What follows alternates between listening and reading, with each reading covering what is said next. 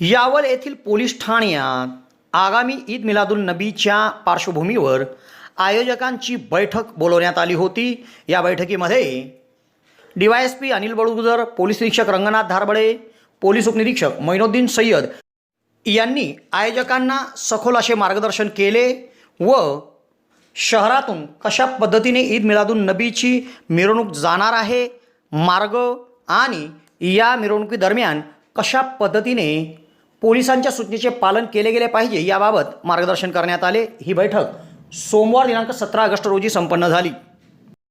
यावलकरांसाठी आनंदाची बातमी। यावल शहरात प्रथमच खवय्यांसाठी स्वाद आणि गुणवत्तेचा अनोखा संगम घेऊन आले आहे 56 भोग स्वीट्स। एकाच दालनात आता राजस्थानी आणि पारंपरिक चवीचे अस्सल पदार्थ, खास स्पेशल कांदा कचोरी, दही चाट कचोरी, खमंग मावा जिलेबी, इमारती जिलेबी तसेच ड्रायफ्रूट मिठाईचे सर्व प्रकार या ठिकाणी उपलब्ध आहेत।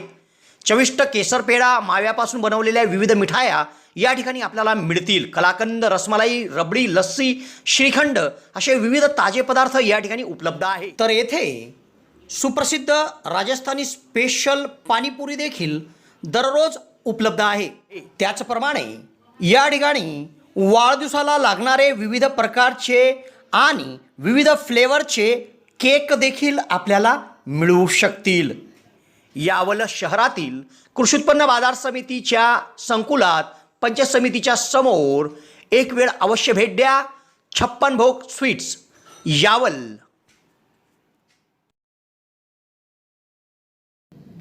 आगामी 26 ऑगस्ट रोजी यावल शहरात ईद मिलादुल नबी साजरी केली जाणार आहे। या निमित्ताने शहरातून भव्य मिरवणूक काढली जाते।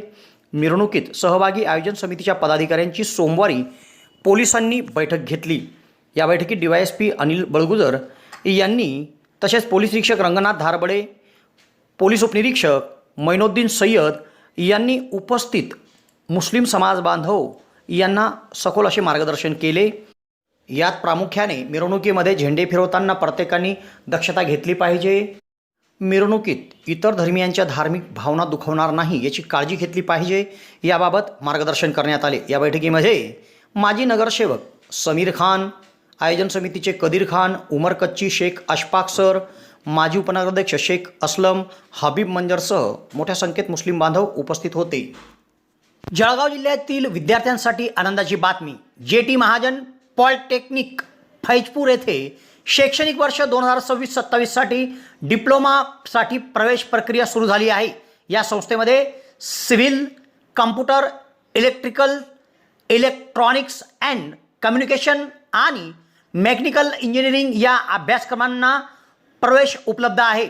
अनुभवी प्राध्यापक, आधुनिक प्रयोगशाळा, सुसज्ज लायब्ररी, औद्योगिक प्रशिक्षण आणि उत्कृष्ट कॅम्पस सुविधांमुळे विद्यार्थ्यांसाठी ही उत्तम संधी आहे। प्रवेशासाठी DTE कोड 5229 वापरून नोंदणी करा आणि अधिक माहितीसाठी महाविद्यालयाच्या कार्यालयाशी संपर्क साधा। कार्यालयीन वेळ दररोज 10 ते सायंकाळी 5:30। तुमच्या उज्ज्वल भविष्यासाठी आजच JT महाजन पॉलिटेक्निक फैजपूरला भेट द्या।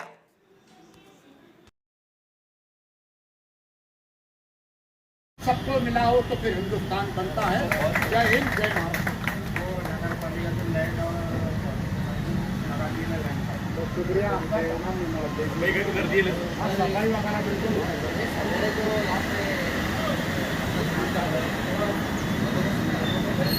रोड पे साहब यहाँ पर रोड पे जो बंदोबस्त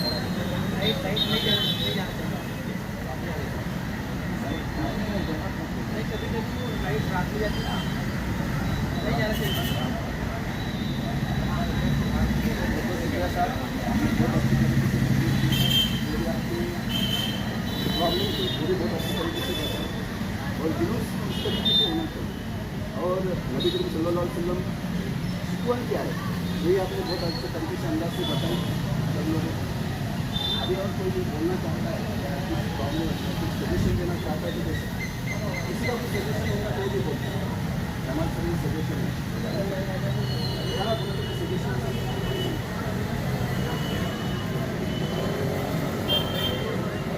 त्यानंतर मी माननीय पोलीस निरीक्षक राजवाडे साहेबांना विनंती करतो की त्यांनी मार्गदर्शन करायचं। बघितलं का आम्हाला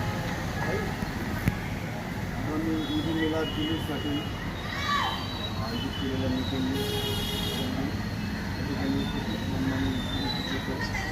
सरकारी सय्यद साहेब आणि सर्व प्रतिष्ठित नागरिक, नगरपालिका नगरसेवक आणि बंधूंनो, मागच्या वर्षी माझी पहिली मिरवणूक होती. आता एक वर्ष झालेलं आहे त्याला. त्या दिवशी आपली एक दुर्दैवी घटना देखील घडलेली होती. त्याच्यामध्ये ती जुलूस, सकाळचा जुलूस आणि ते रात्रभरचा जो ती घटना आहे ती एकदम स्मरणात राहील अशी दुर्दैवी घटना देखील त्या दिवशी घडलेली होती. मला फक्त काही जे प्रश्न आहे की ज्याप्रमाणे मागच्या वेळेस मला तो शुक्रवार होता, तर आपली 9:30ला मिरवणूक सुरू होते. तर आपली मिरवणूक संपण्यासाठी म्हणजे ते आपली 1:30 वाजेची नमाज असते, त्या नमाजपर्यंत मिरवणूक चालते जनरली. की याच्यापेक्षा काही वेगळं आहे का अजून?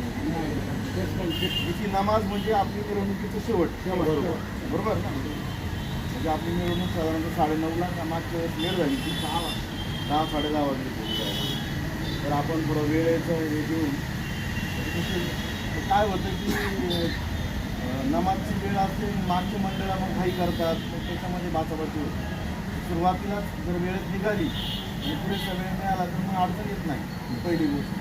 दुसरं, आपण जे सजेशन दिलं आहे एक नगरपालिकेचे लोक जरी हजर नाही तरी पण नगरपालिकेच्या बाबतीत आम्ही आजच बोलून जे काही अडचणी आहेत तुमचं ते क्लिअर करू. दिवसा लाईटची आवश्यकता नाही, पण रात्रीच्या वेळेस जे काय आपण रोषणाई वगैरे करतात त्या दरम्यान लाईट जाणार नाही याचं पूर्ण आम्ही त्यांना व्यवस्थित रायटिंगमध्ये देऊ. थोडा काही कारण असेल, पाऊस असेल तर लाईट थोड्या वेळ जाऊ शकतो, वादळ असेल तर, पण तरी पण इतर काही कारणं असेल तर थोडं आपण आपलं मत समजून घ्या. पण लाईट ही गेली तरी लवकर येईल, लवकरात लवकर येईल यासाठी आम्ही प्रयत्न करू. काही अपर्यायी कारणामुळे लाईट गेली तर लवकरात लवकर येईल असं आम्ही त्याच्यात कॉन्टॅक्टमध्ये राहू. तुमच्या MSEBीच्या इंजिनियरशी आम्ही तसं टाईप करून घेऊ. दुसरी गोष्ट आहे की मागच्या वर्षी ज्याप्रमाणे मिरवणूक झाली तो चिंतित आहे. जे वाद्य वगैरे आहे त्याच्यापेक्षा काही नवीन आहे का?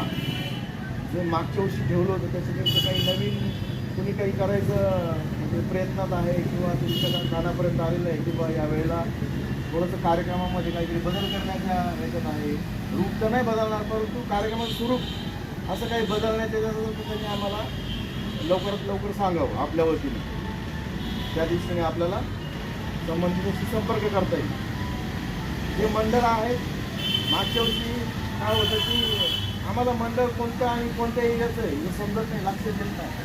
तर यावेळेला आपण एक सूचना असं करणार आहे सगळ्यांना, आपण ज्या एरियात राहतात त्या एरियातून आपण प्रतिनिधित्व करतात त्या मंडळाने आपल्या एरियाची ओळख असलेले एक छोटासा बोर्ड तयार करून लावावा वाहनावर. काय अडचण आहे का? बरोबर. हां बरोबर.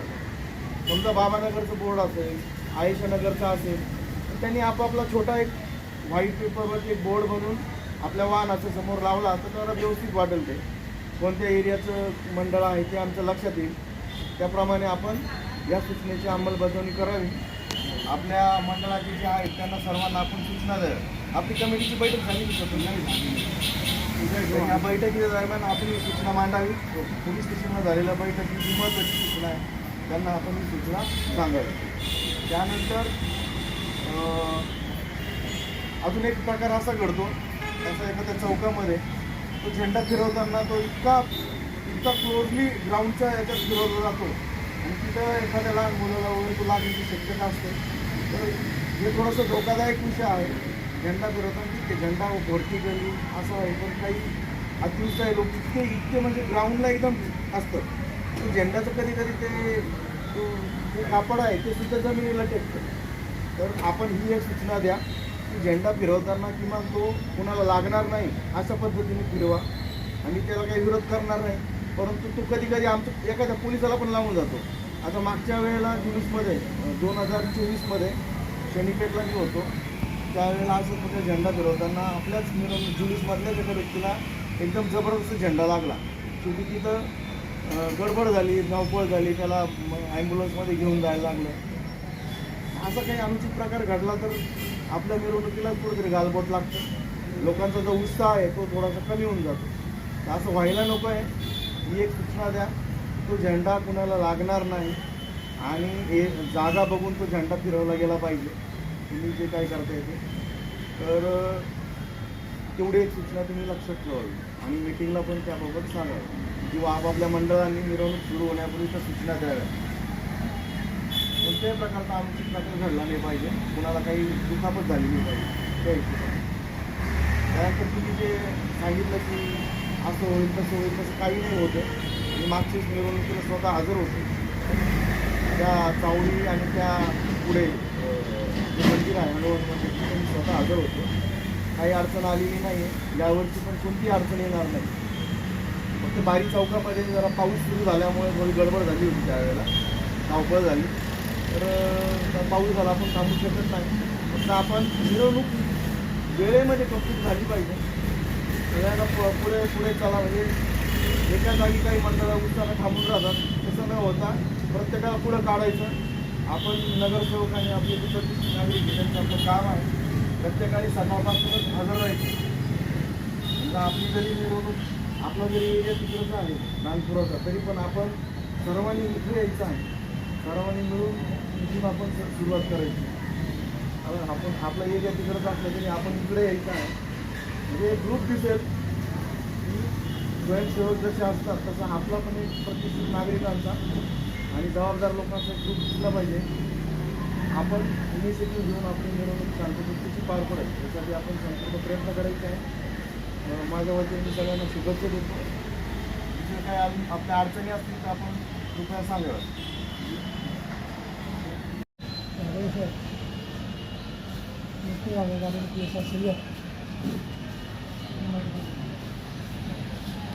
गेल्या वर्षी आपण खूप वेगळ्या परिस्थितीत होतो. आपल्याला साजरा करावा लागला. परंतु जसं कारभार नाही बसले खरं गेल्या वेळेस काहीच प्रॉब्लेम आला नाही. तरी जर त्या झेंड्याचा जर कुठं प्रॉब्लेम येतो त्यांनी काहीच करतो. झेंड्याचा प्रॉब्लेम येत नाही पण तो खालून फिरतो. ते मालेगावला पण थोडं झालं होतं असं. परंतु ते आवडलं जातं त्यावेळी त्याचा आपण ते लागलं जातं. परंतु कसं आहे थोडंसं गालबोट लागण्याची शक्यता राखता येईल. कारण काय या ज्या वायरिंग जातात थोडंसं त्याचे पण अडचणी येतात. त्याच्यामुळे थोडंसं ते झेंडा फिरवणारे जे असतात त्यांनी थोडीशी काळजी घ्यावी. नंतर आपण एक गोष्ट सांगितली त्याच्यातला आपला उद्देश आपण सांगितला तो चांगला पण आहे. ठीक आहे, काही नासमज लोक त्याचा चुकीचा अर्थ काढत असतील, कदाचित त्याच्यामध्ये नासमज लोकांमध्ये काही प्रशासनाचे पण नाटक करतात. तर माझी अशी म्हणजे वैयक्तिक विनंती आहे की ज्याच्यामुळे काहीतरी संभ्रम निर्माण होतो अशा गोष्टी टाळलेल्या आहेत. ते कुठल्या कशा बाबत हिंदू असो, मुस्लिम असो, ख्रिश्चन असो, कुठलं काय. म्हणजे कसं आहे आदिवासी मिरवणूक असते त्यांचं पारिक म्हणजे हत्यार असतात ते प्रत्येकाची. तर आम्ही ते जे घातक हत्यारं असतात ते ताब्यात घेतो. ठीक आहे, प्रशासनाने ते हत्यारं दिलेले कारवाई परंतु ते आपली सामाजिक एकोपा असतो आपला आणि त्यावेळेस त्याचा उत्साह असतो. त्याच्यामुळे आपण फक्त त्याला हत्यारं काढून येतो. तिथे काही तसे आढळले नाही हत्यारं खूप, परंतु नंदुरबारला वगैरे खूप मोठ्या प्रमाणात. तर त्याच्यामुळे माझा अशी विनंती असेल ज्या गोष्टी वादाचंच आहे, ज्या गोष्टींमुळे काहीतरी संभ्रम निर्माण होतो आणि आपल्याच शांततेमध्ये अडचणी होती अशा गोष्टी आपण जर टाळता आल्या तर काय विनंती आवाहन. नंतर सगळ्यात महत्त्वाचं म्हणजे उत्सव आपला आहे त्याच्यात पोलिसांनी सांगावं तिकडे जावं. एक कायदा सुव्यवस्था राखण्यासाठी आपण तिथे हजर असू पर्यंत ठीक आहे.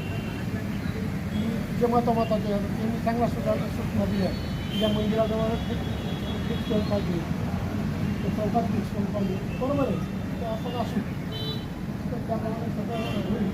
परंतु मला असं वाटतं की आपल्या मिरवणुकांचं नियोजन मी गणपतीला पण सगळ्यांना सांगतो की आपल्या मिरवणुकाचं नियोजन आपण करतो आणि सांगावं की पोलिसांनी सांगावं किंवा इशारा किंवा थांबवा असं जाऊ नका, एवढी मूर्ती ठेवा, एवढी मूर्ती घेऊ नका, सगळ्यांना कळतं. कोणाला कळत नाही बरं, सगळ्यांना सगळं कळतं. आणि आपणच आपली शांतता जर ठेवायला एखादा कुठला जरी प्रशासकीय अधिकारी सांगेल आणि तो म्हणजे असं करू नका, ते असं येईल, तसं करू नका, तसं येईल, त्यावर आपल्याला ते फक्त यशस्वी सगळ्यांना सगळं कळतं. फक्त त्याला काय थोडंसं लागतं की युवा पिढी मला त्यांचा जे जोश असतो ते उठायचं लागतं. त्याच्यामुळे माझी आवर्जून हे चांगल्या पद्धतीने नियोजन करण्यासाठी आपल्या सगळ्या प्रतिष्ठित लोकांना माझं आव्हान असेल की आपण त्यांच्यावर कंट्रोल कारण कुठल्याही मिरवणूक समजा गणपती मिरवणूक असली आणि एखादा चुकीचा एखादा करून शिक्षा वाढत असला आणि त्याला जर या गाडगडे साहेबांनी बाजूला काढलं तर त्याच्यावर 10 लोकांचं काय झालं त्याची बातमी असेल मग त्याला इगो दुखतो आणि मग तो विपर्यास होतो. त्या मंडळाच्याच एखाद्या व्यक्तीने समजदार व्यक्तीने जर त्याला बाजूला काढलं की तो असा असं करतो त्याची बाजूला निघतो समजून घेणार अशा पद्धतीने करते.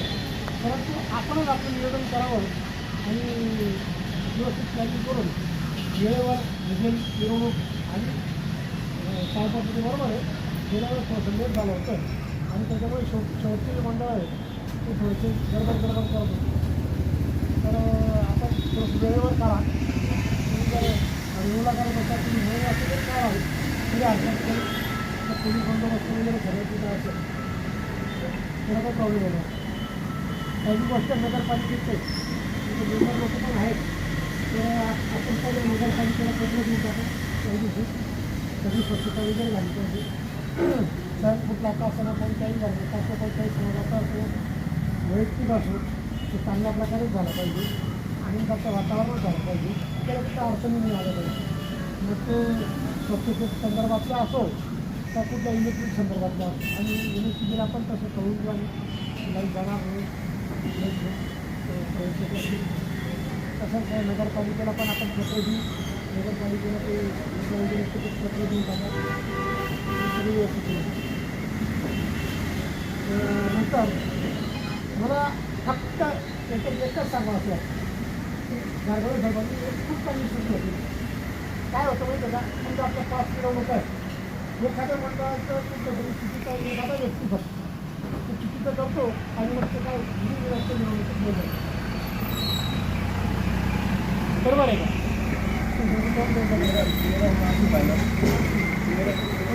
कोण आणि सगळे बदनाम वरतीपर्यंत गेला की इंजिनिअरिंगमध्ये काहीतरी प्रॉब्लेम झाला मॉब आला कोण विचारलं आम्हाला मला विचारणार त्यासाठी करून विचारणार आहे शेवटपर्यंत होतो काहीच नाही. जत्रा होती ना इथे मारामारी झाला त्या मारामारीच्या अनुषंगानं वरती माहिती दिली झालं असं झालं मारामारी झालं ना किंवा कृपा करून म्हणूनच मला असं म्हणायचं